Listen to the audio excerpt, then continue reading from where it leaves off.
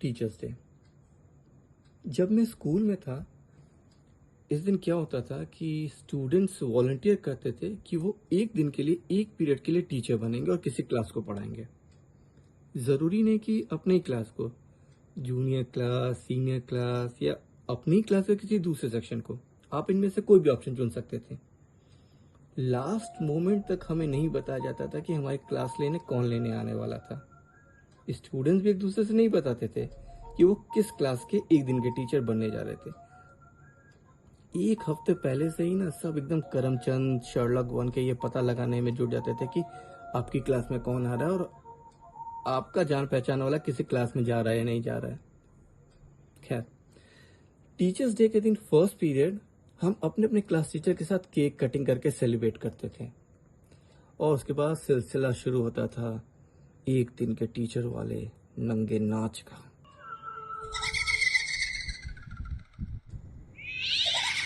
साल 2002। इस साल का टीचर्स डे मैं जिंदगी में कभी नहीं भूल सकता।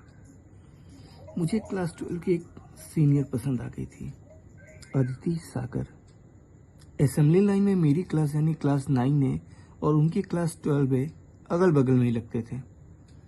जब क्लास 6 से 12 तक पूरा स्कूल असेंबली लाइन में प्रेयर टाइम पर अपनी फरमाइशों की अर्जी भगवान के आगे लगाया करता था, जैसे हे भगवान, आने वाले सैटरडे स्कूल बंद रहे, एक्स्ट्रा क्लासेस नहीं लगे, या फिर हे भगवान, आज टिफिन ब्रेक के समय कैंटीन में हमारे वर्ल्ड फेमस सुरेश जी के समोसों के साथ मिलने वाला छोला पहले 5 मिनट में ही आउट ऑफ स्टॉक नहीं हो जाए, या फिर हे भगवान, आज वो आसिफ एब्सेंट हो जाए जिससे कि कंप्यूटर लैब में आमना के साथ बैठने की मेरी कामना पूरी हो जाए। ऐसे तमाम विश लिस्ट भगवान के सामने रखने में जब बाकी सब बिजी रहते थे, हाथ जोड़े और आंखें बंद किए, मैं अदिति को दूर से ही निहारा करता था। इन अ गुड वे दो। इंट्रोवर्ट्स की लव लैंग्वेज ऐसी होती है। मेरे स्कूल में क्लास 10, 11 और 12 के क्लासेस एक सेपरेट बिल्डिंग में लगा करती थी और अदिति को पता नहीं क्यों टिफिन ब्रेक भी क्लास में बिताने का शौक था।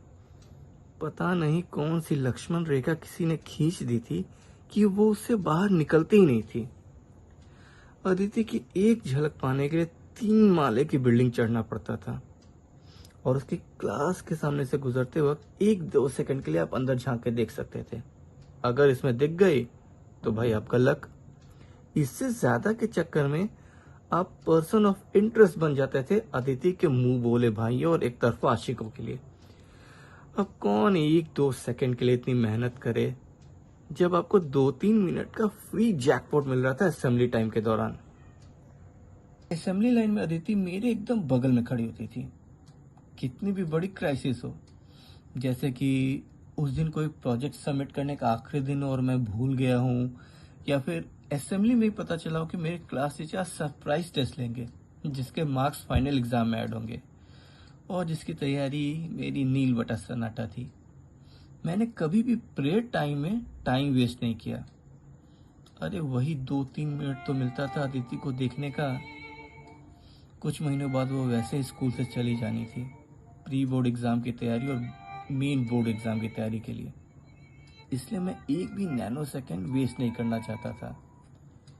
17 अप्रैल 17 अप्रैल वो दिन था लेट 80s के दशक का, जब अदिति परीलोक छोड़कर धरती पर अवतरित हुई थी। मैंने तय कर लिया था कि इस बार अदिति को हैप्पी बर्थडे विश करके ही रहूंगा। मैंने अपने अंदर के प्रेमचंद, जेके रॉलिंग, रामधारी सिंह दिनकर, शेक्सपियर को जगाते हुए एक 7 कोर्स मील सरीखा महाकाव्य लिख डाला अदिति की तारीफ में। साथ में गार्निशिंग के लिए आनंद बख्शी जी, समीर अंजान जी, गुलजार सबको डाल दिया उसमें। जाहिर है नाम नहीं लिखा मैंने उसमें अपना। मैं चाहता था कि कल को जब मैं एक बहुत सक्सेसफुल गीतकार बन जाऊं तो अदिति खुद मुझे अप्रोच करे मेरी उस कविता के साथ और शिकायत करे कि उस समय क्यों नहीं बताया कि तुमने लिखा था जाओ कट्टी। और मैं फिर रूंधे गले से साहिर लुधियानवी साहब की लिखी लाइन बोलता कि वो अफसाना जिसे अंजाम तक लाना न हो मुमकिन, वो अफसाना जिसे अंजाम तक लाना न हो मुमकिन, उसे एक खूबसूरत मोड़ देकर छोड़ना अच्छा। ये सुनते ही वो फूट फूट कर रोने लगती और कहती, नहीं नहीं, तुम मेरी जिंदगी में नहीं, तो ये जिंदगी मुझे नहीं चाहिए। तभी उसके पापा आ जाते और मुझे एक ब्लैंक चेक थमाते हुए कहते कि रकम चाहे जितनी भर लो, लेकिन मेरी बेटी की जिंदगी से हमेशा हमेशा के लिए निकल जाओ। मैं वो ब्लैंक चेक खुशी खुशी रख लेता। यस, क्योंकि लेट्स बी प्रैक्टिकल, राइटर को, वो भी एक लिरिसिस्ट को, कितना ही मिल जाता होगा बॉलीवुड में। हाँ, जब चेक में भरा हुआ पैसा मेरे अकाउंट में आ जाता और उसका 80% एफडी और आरडी में इन्वेस्ट कर देता, तब अदिति को मैं तन और मन से अपना लेता। धन से तो पहले ही बना चुका था। ये ब्लैंक चेक के बदले मेरी बेटी की जिंदगी से निकल जाओ वाला जो सौदा है ना, ये मुझे हमेशा से फुद्दू ही लगा। अरे, लड़का लड़की तो चेक भरने के बाद भी एक हो सकते थे। अरे भाई, चेक था कोई बीरबल की खिचड़ी थोड़ी थी जो कभी भंसता ही नहीं। ये ऐसे फिल्मी बाप ना एकदम कच्चे खिलाड़ी होते थे। पैसा भी जाता और बेटी भी अगर हीरो उनका ऑफर एक्सेप्ट कर लेता। एनीवे, हैविंग सेड दैट, मुझे कोई एतराज नहीं होता अगर अदिति के पापा कुछ और दहेज, मेरा मतलब है कि अपनी बेटी को कुछ और गिफ्ट देना चाहते। खैर, कल को वो ब्लैंक चेक मेरे हाथ में आए, इसके लिए आज ये बर्थडे वाला पोएम अदिति के बैग में जाना जरूरी था। 17 अप्रैल की सुबह असेंबली टाइम पे मैंने बाथरूम में छुपने का सोचा, ताकि जब सब असेंबली में बिजी हों, मैं अदिति के क्लास में घुसकर अपनी चिट्ठी उसके बैग में डाल दूं। फिर मुझे याद आया कि भाई, मैं तो इंट्रोवर्ट हूँ, मेरी मौजूदगी कब किसी को नोटिस हुई है, या फॉर दैट मैटर मेरी गैर मौजूदगी कब किसको खली है। मैं अगर बीच असेंबली में भी निकलता तो कोई नोटिस नहीं करता। एनीवे, ये चिट्ठी कम हैप्पी बर्थडे वाला मैसेज अदिति के बैग में डाल दिया गया समहाउ। कट टू आज का दिन, यानी 5 सितंबर 2002। मेरी चिट्ठी का क्या इम्पैक्ट हुआ ये कभी ठीक से पता नहीं चल पाया, क्योंकि 17 अप्रैल के उस ऐतिहासिक दिन के बाद अदिति हमेशा अपना बैग लेकर ही असेंबली में आने लगी। प्रेयर टाइम पर मैं नोटिस करने लगा कि वो अपनी आंखें पूरी तरह बंद नहीं कर रही थी। या तो उसे जो कुछ भी चाहिए था भगवान ने उसे पूरा कर दिया था, उसे अब कुछ और नहीं चाहिए था, या फिर उसे शक हो गया था कि ये चिट्ठी मैन असेंबली के दौरान भी जरूर उस पर नजर रखे होगा। क्या उसका आज मेरी क्लास में आना उसकी इसी इन्वेस्टिगेशन का हिस्सा था? उस दिन के बाद से मैंने असेंबली टाइम पे अदिति को निहारना छोड़ दिया था, मतलब खुली आंखों से। हे भगवान, क्या उसने मुझे मन की आंखों से उसे निहारते हुए पकड़ तो नहीं लिया था? लड़कियों की सिक्स सेंस वैसे ही बहुत स्ट्रांग होती है बाबा। क्या वो आज पूरी क्लास के सामने मुझे एक्सपोज करने आई थी? अदिति के क्लास में घुसते ही हम सब उठ खड़े हुए और उसे गुड मॉर्निंग मैम कहकर विश किया। ये कहने के बाद जैसे मैं बैठने लगा, वो जंजीर फिल्म के अमिताभ बच्चन की तरह आगे बढ़ी और मेरी चेयर पर लात मारते हुए तमतमाते हुए बोली, ये अदिति सागर की क्लास है, तुम्हारे बाप का घर नहीं। जब तक बैठने को नहीं बोला जाए खड़े रहो। लास्ट में हाय भी जोड़ा था उसने। ओके ओके, ये कुछ ज्यादा ही बोल दिया, लेकिन ये सच है कि मैं जैसे ही बैठने वाला था, उसने मेरी तरफ डस्टर बढ़ा दिया और ब्लैक बोर्ड साफ करने का इशारा किया।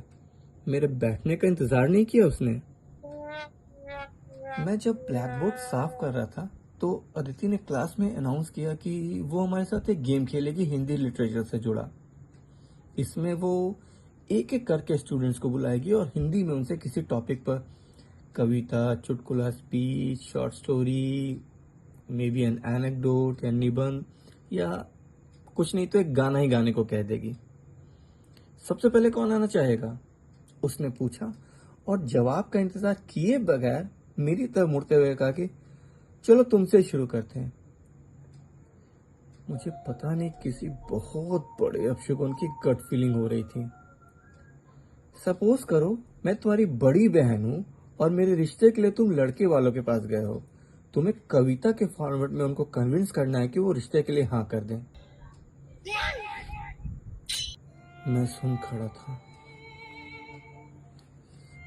सपोज करो मैं तुम्हारी बड़ी बहन हूँ। इस ब्रह्मास्त्र लेवल के प्रहार के आगे उसने क्या क्या बोला मुझे ध्यान नहीं, क्योंकि मैं जोन आउट हो गया था। ये कैसी सजा दे रहा था मुझे ऊपर वाला। अरे इससे अच्छा तो मुझे मरने के बाद नरक में गरम तेल में तलने की सजा दे देते भगवान।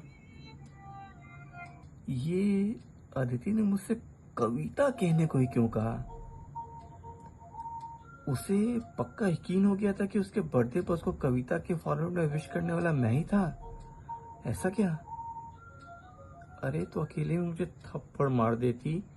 ये इस तरह सरेआम छाती में सरिया घुसाने की क्या जरूरत थी? आई नो कहावत कहीं और सरिया घुसाने की, लेकिन that's not the point here. मुझे कविता कहनी थी, उसी वक्त सोच के कहनी थी। मैंने एक लंबी सांस ली। गला साफ किया। हालांकि गाना नहीं गाना था, कविता कहनी थी, लेकिन चलो। और मेरे कंठ से ये लेजेंडरी वर्ड्स फूटे। कहते हैं जोड़ी बनाता है ऊपर वाला। कहते हैं जोड़ी बनाता है ऊपर वाला। बना लो इसे अपनी घरवाली, और by one get one offer के तहत मुझे अपना साला। वाह वाह वाह वाह। फिर मैंने लड़की की तरफ मुखातिब होते हुए कहा, सुना है आपके चाचा ताऊ ने आपके हिस्से की प्रॉपर्टी गटक कर नहीं मारी है डकार। सुना है आपके चाचा ताऊ ने आपके हिस्से की प्रॉपर्टी गटक कर नहीं मारी है डकार। ले जाओ इसे ब्याह कर उनके द्वार। पनौती भरी है इसमें अपरंपार।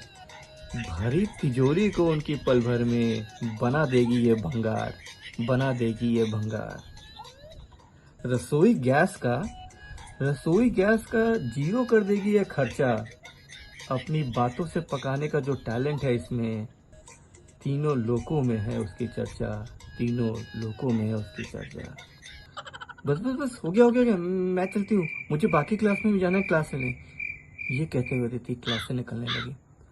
अरे लेकिन अभी कविता बाकी है। आप ऑफेंड हो गई क्या? मैं तो बस आपकी टांग खींच रहा था, मैंने कहा। अरे नहीं, ऐसी बात नहीं। वो क्या है ना, एक आध महीने बाद स्कूल लाइफ खत्म हो जानी है मेरी, इसलिए कोशिश है कि जितनी ज्यादा हो सके उतने सेक्शन पे जाके मैं ये एक दिन की टीचर बन सकूं। Bye everyone. ये कहते हुए अदिति निकल गई। आइला, यानी मैं शक के घेरे से बाहर निकल गया था और वो दूसरे सस्पेक्ट्स की तरफ बढ़ गई थी। Thank God. मतलब मेरे शरीर में जहां जहां से हवा का आना जाना पॉसिबल था, वहां से मैंने राहत की सांस ली। मुझे नहीं पता कि अदिति की वो इन्वेस्टिगेशन मुकम्मल हुई या नहीं। आई मीन नहीं ही हुई होगी, क्योंकि भाई बॉस चिट्ठी तो मैंने ही लिखी थी और मैं पकड़ा नहीं गया था। किसी दूसरे को उसने पकड़ लिया हो, ऐसा भी सुनने को वो कुछ मिला नहीं कभी। वैसे कभी कभी मन में ही आया कि क्या उस दिन अदिति उस चिट्ठी वाले को इसलिए ढूंढ रही थी ताकि उसकी बैंड बजा सके, या उसे उसको थैंक यू बोलना था।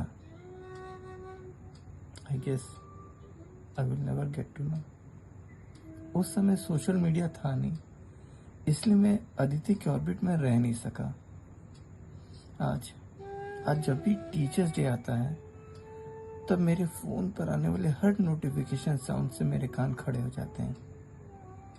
क्या पता किसी भूतपूर्व एक दिन के टीचर का कोई मैसेज आया हो। Happy teachers day everyone.